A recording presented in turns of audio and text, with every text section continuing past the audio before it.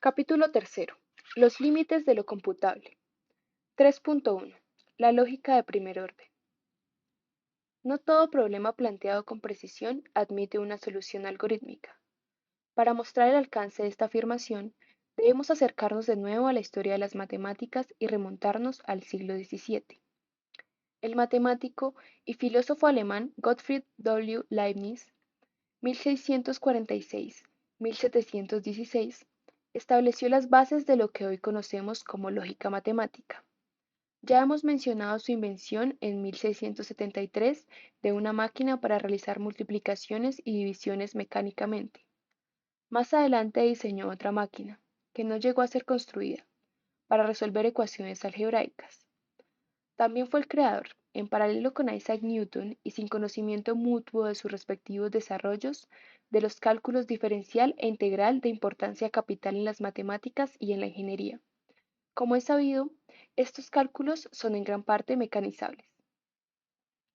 Partidario de una notación precisa para cada problema, soñaba con una notación universal para expresar el pensamiento lógico y para deducir mecánicamente verdades lógicas. Creía que un cálculo de esa naturaleza quizás sería capaz de acabar con muchas disputas inútiles en todos los órdenes de la vida, tanto privados como públicos. Proponía que, en lugar de discutir la solución de los problemas, bastaría simplemente con calcular dicha solución por medio de manipulaciones algebraicas. Lo llamó cálculos ratiocinator e incluso llegó a establecer algunos axiomas del mismo. El matemático inglés George Boole, 1815-1864, dio forma 2 siglos más tarde a tales axiomas y creó los fundamentos de la lógica matemática mediante el álgebra que lleva su nombre. Su lógica la conocemos hoy como lógica de proposiciones y permite expresar y demostrar silogismos de la forma. Todos los mamíferos respiran mediante pulmones. Los perros son mamíferos, entonces los perros respiran mediante pulmones. Si M representa la propiedad de ser mamífero, P la de ser perro y R la de respirar mediante pulmones, la expresión de notación de Boole del silogismo anterior es la siguiente: M complemento más R igual a 1. P complemento más M igual a 1. Entonces, P complemento más R igual a 1.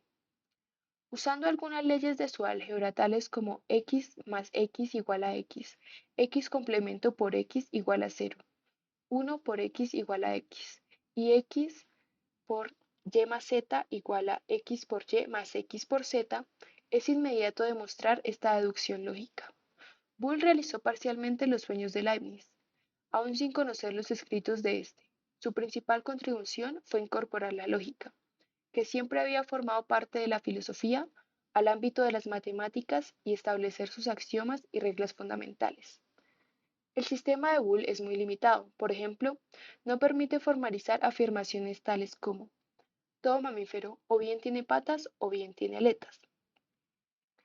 Para expresar afirmaciones similares a esta y otras más complejas, Gottlob Frege, 1848-1925, desarrolló lo que hoy conocemos como lógica de primer orden, estableciendo sus axiomas y reglas de inferencia, además de las conectivas lógicas que permiten expresar conjunciones, disyunciones y negaciones de fórmulas lógicas, que ya eran conocidas por Boole. Frege introduce los cuantificadores universal, denotado para todo, y existencial, denotado existe, que posibilitan afirmaciones más complejas. Por ejemplo, si el predicado atómico ama de X, Y, se interpreta como que el individuo X ama al individuo y la afirmación todo el mundo ama a los amantes se expresaría mediante la siguiente fórmula en lógica de primer orden. Para todo X, para todo Y, existe Z, ama de Y, Z, entonces ama de X, Y. La traducción en palabras es sencilla. La fórmula existe Z, ama Y, Z caracteriza al individuo Y como amante, ya que existe un individuo Z al cual ama. El resto de la fórmula expresa que todo individuo X ama a todo individuo Y que sea un amante. La fórmula condicional P entonces Q expresa que X es verdadera siempre que P lo sea. Para la mayor parte de las demostraciones matemáticas, esta lógica es suficiente, pero Frege hizo algo más que establecer la sintaxis formal y los axiomas de la lógica. También proporcionó sus leyes de inferencia, es decir, el conjunto de reglas que permite demostrar fórmulas verdaderas a partir de otras fórmulas verdaderas. De esta forma, el conjunto de verdades lógicas se puede ampliar indefinidamente. Toda fórmula obtenida a partir de los axiomas mediante una secuencia finita de pasos de inferencia, consistente cada uno de ellos en la aplicación de una regla de inferencia, es también una fórmula verdadera. Gracias a esta posibilidad de deducción de unas fórmulas a partir de otras, la lógica de primer orden se convierte en un verdadero cálculo. De hecho, se la conoce también como el cálculo de predicados de primer orden. La notación P sub 1 hasta P sub n deduce Q expresa que la fórmula Q es deducible a partir de las fórmulas P sub 1 hasta P sub n mediante el cálculo descrito. Existe un modo independiente del anterior de establecer la veracidad o falsedad de una fórmula. Se trata de interpretar las variables como individuos pertenecientes a un conjunto concreto A. Las propiedades P, Q, que aparecen en las fórmulas como relaciones entre dichos individuos, y las fórmulas completas como afirmaciones que se satisfacen o no en dicho conjunto. Pues bien, una fórmula es verdadera o universalmente válida si, cualquiera que sea la interpretación que elijamos, la fórmula se satisface siempre. Un ejemplo de fórmula verdadera es el siguiente. Para todo x, p de x o no p de x, que expresa que todo individuo x o bien cumple la propiedad p o bien cumple su contraria, no p. Esta afirmación se satisface cualesquiera que sean el conjunto A al que pertenecen los individuos y la propiedad p en cuestión. Decimos que la fórmula Q es consecuencia lógica de las fórmulas P sub 1, P sub n, y lo expresamos mediante la notación P sub 1, P sub n, consecuencia Q. Si toda la interpretación que hace verdaderas a P sub 1 y a P sub n también hace verdadera Q. A los matemáticos les gusta dar definiciones diferentes para un concepto, en este caso para la noción de verdad lógica, y luego plantearse si las definiciones son o no equivalentes. Nótese que las dos formas de deducir verdades a partir de verdades previas son bastante diferentes. La deducción P deduce Q de una fórmula Q a partir de otra P tiene un carácter meramente sintáctico, ya que en los pasos de deducción se manipulan símbolos de acuerdo a las reglas del cálculo, sin hacer referencia alguna a su posible significado. En cambio, en la noción de consecuencia lógica P consecuencia Q, para ver que la fórmula Q es consecuencia de la fórmula P, se hace referencia a todas las posibles interpretaciones de los símbolos que aparecen en dichas fórmulas. Se trata, por tanto, de un criterio semántico. Gracias a esta redundancia, los matemáticos pueden plantearse las siguientes dos preguntas. ¿Es correcto el cálculo de predicados? Diremos que tal cosa sucede si toda deducción sintáctica de una fórmula corresponde a una verdad semántica. Más formalmente, el cálculo es correcto si, siempre que se obtenga la deducción P deduce Q, también se satisface P consecuencia Q. La corrección es imprescindible para que dicho cálculo tenga algún interés. Como era de esperar, el cálculo de predicados es correcto. Para ello basta con demostrar la verdad semántica de los axiomas y de cada regla de inferencia. 2. ¿Es completo el cálculo de predicados? Esta pregunta tiene mayor calado. En este caso se trataría de comprobar si toda verdad semántica se puede o no deducir a partir de los axiomas y de las reglas de inferencia. Expresado en símbolos, el cálculo es completo si, siempre que se satisfaga P consecuencia Q, también es posible obtener la deducción P deduce Q. En los tiempos de Frege, esta pregunta ni siquiera estaba planteada en los términos en que aquí se ha descrito. De hecho, Frege pensaba que no solo las fórmulas de la lógica de primer orden, sino todas las matemáticas conocidas podían ser deducidas mediante los axiomas y reglas de inferencia adecuados. Dedicó los últimos años de su vida a poner en orden la aritmética a la luz de la lógica, colocando esta como fundamento de aquella. Cuando estaba a punto de publicar el segundo volumen de su monumental obra, recibió una carta del entonces joven matemático británico Bertrand Russell. En dicha carta, a la vez que le expresaba una gran admiración por su obra, Russell le hacía notar una pequeña dificultad relativa al razonamiento lógico con conjuntos. La dificultad consistía en una de las numerosas paradojas lógicas de la teoría de conjuntos, tal como era admitida en la época, que hicieron tambalearse durante muchos años los fundamentos mismos de las matemáticas. Frege terminó su volumen, pero añadió una amarga nota detallando las contradicciones señaladas por Russell, indicando con total honestidad que dichas contradicciones ponían en entredicho todo el pretendido rigor de su obra.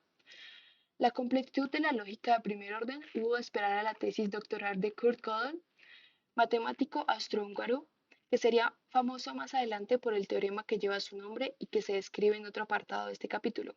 Gödel demostró en 1930 que el cálculo de predicados puro, es decir, sin axiomas o reglas que hagan referencia a la aritmética, es completo.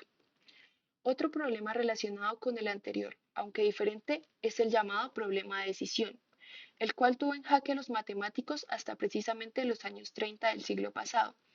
Se trataba de ver si existía un procedimiento efectivo para, dada una fórmula cualquiera de la lógica de primer orden, demostrar si tal fórmula era verdadera o no.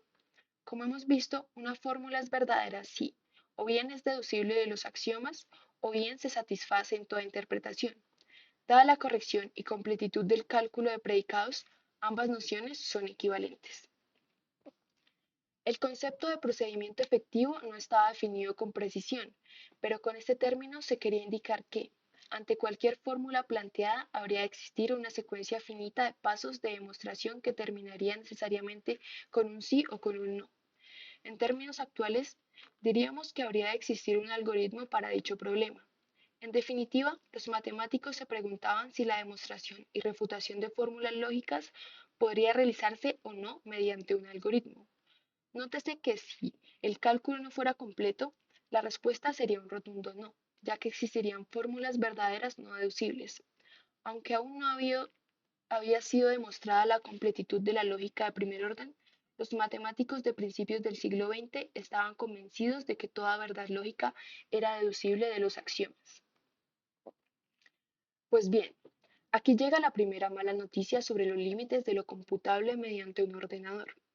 A pesar de que el cálculo de predicados es completo, no existe un algoritmo para demostrar la veracidad o falsedad de sus fórmulas. Cuando afirmamos que no existe un algoritmo, queremos decir que no existe ahora ni existirá nunca. Es decir, la no existencia no se refiere a nuestra incapacidad transitoria para descubrir dicho algoritmo.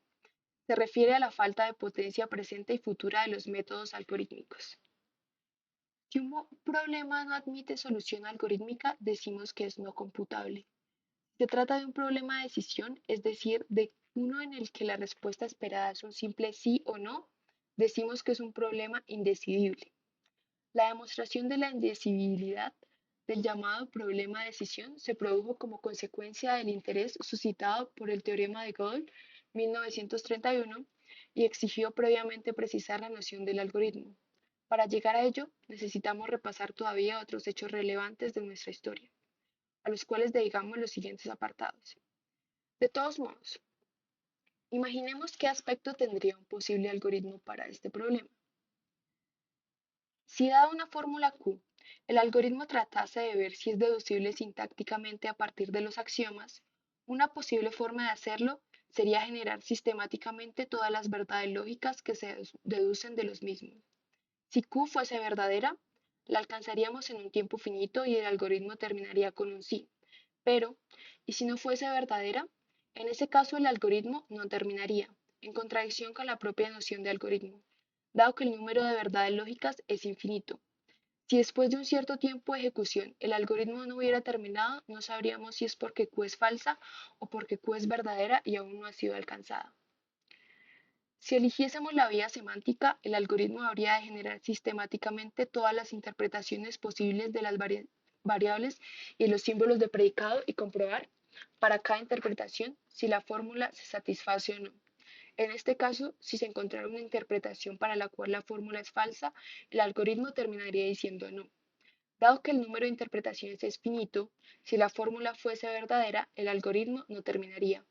Igual que en el caso anterior, si tras un cierto tiempo el algoritmo continuara ejecutándose, no sabríamos si es porque la fórmula es verdadera o porque es falsa y aún no ha aparecido la interpretación que no la satisface.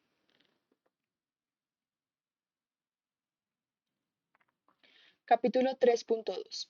Los infinitos de Cantor. George Cantor, 1845-1918. Nació en San Petersburgo, aunque vivió toda su vida en Alemania.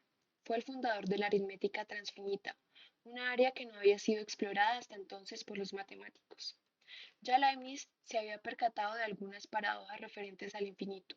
Por ejemplo, que los números pares eran un subconjunto de los naturales y que, sin embargo, se podía hacer corresponder a cada número natural un número par distinto. Basta con multiplicar por 2 el número natural y a cada número par un número natural distinto. Basta con dividir por 2 el número par. Este tipo de correspondencia se llama biyecciones. Cuando existe una correspondencia biyectiva entre dos conjuntos finitos, ello implica que los dos conjuntos tienen el mismo cardinal. Por ejemplo, se pueden establecer varias correspondencias biyectivas entre un conjunto de 3 países y otro de 3 cartas a enviar.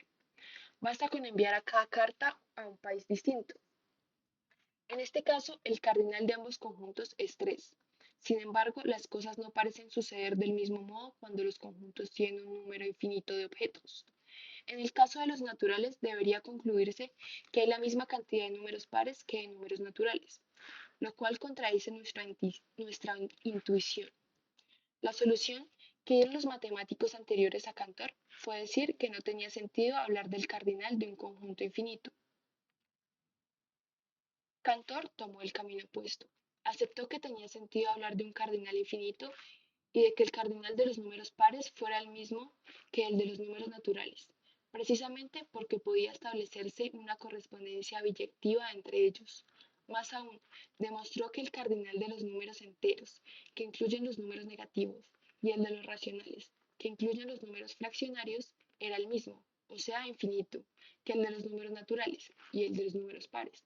Hasta aquí, nada especialmente sorprendente. Aparentemente, todos los conjuntos infinitos tenían infinito como cardinal. La sorpresa fue que esta afirmación no era cierta. Existen cardinales superiores al infinito de los naturales, en particular los números reales, que incluyen números tan exóticos como raíz de 2 y pi, son más que los números naturales. No se pueden poner en correspondencia biyectiva ambos conjuntos. Ello implica que los reales no se pueden enumerar, es decir, poner en una lista, uno detrás de otro, de forma que se garantice que todo número real aparecerá en algún momento. En cambio, esa numeración sí es posible con los enteros y con los racionales. En el primer caso, la siguiente lista infinita enumera todos los números enteros. 0, 1, menos 1, 2, menos 2, 3, menos 3. Para enumerar los racionales, se construye una tabla bidimensional que contendrá en cada posición ij el racional resultante de dividir los enteros iésimo y jésimo, siendo estos los enteros que ocupan respectivamente las posiciones i y j en la numeración anterior. Evidentemente, esta tabla infinita en las dos direcciones contendrá todos los racionales, incluso con abundantes repeticiones, como por ejemplo 1/2 y 2/4. Para enumerarlos todos, recorremos las diagonales con sentido suroeste-noreste, en orden creciente de longitudes. Supongamos ahora que alguien afirma que todos los reales se pueden listar de la misma manera. Para hacer más sencillo el problema, restringámonos a los reales entre 0 y 1 sin incluir el 1, es decir, al siguiente intervalo abierto entre 0 y 1, igual a x perteneciente a los reales tal que x sea mayor o igual a 0 y menor que 1. Dado que un número real tiene infinitas cifras decimales, si es un decimal exacto, a partir de un cierto punto todas serán 0. Podríamos construir la siguiente lista. Número de orden: 1, 2, 3. Cifras después de la coma decimal: d sub 1, 1, d sub 1, 2, d sub 1, 3, d sub 2, 1, d sub 2, 2, d sub 2, 3, d sub 3, 1, d sub 3, 2, d sub 3, 3, donde d sub ij representa la cifra decimal que ocupa el lugar j del número real que ocupa la posición i de la lista. Estas cifras son dígitos entre 0 y 9. Entonces podemos formar el siguiente número real r. R igual a 0, c sub 1, c sub 2, c sub 3, donde la cifra cj de r se define del modo siguiente. Cj igual a 9 menos d sub jj, es decir, r igual a 0,9 menos d sub 1, 1, 9 menos d sub 2, 2, 9 menos d sub 3, 3. Está claro entonces que R es un número real diferente de todos los que aparecen en la lista, ya que tiene al menos una cifra diferente con cada uno de ellos, y que pertenece al intervalo 0,1.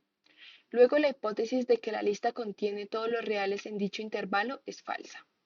Este método de demostración recibe el nombre de diagonalización y, como veremos en este capítulo, influyó en otras demostraciones posteriores relevantes para nuestra historia.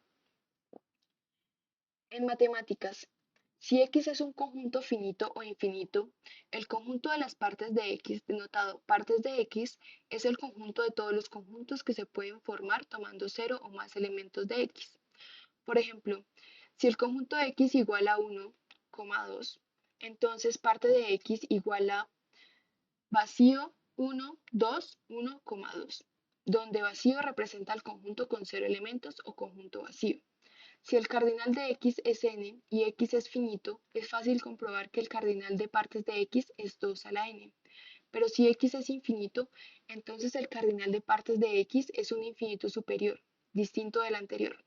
Para ello, Cantor demostró que no era posible establecer ninguna correspondencia biyectiva entre X y parte de X. Esta observación le condujo a afirmar que existe un número infinito de infinitos distintos, cada uno de ellos estrictamente mayor que el anterior. Para verlo, basta conformar la siguiente secuencia. Cardinal de n menor a cardinal de partes de n menor a cardinal de partes de n menor, donde n representa el conjunto de los números naturales.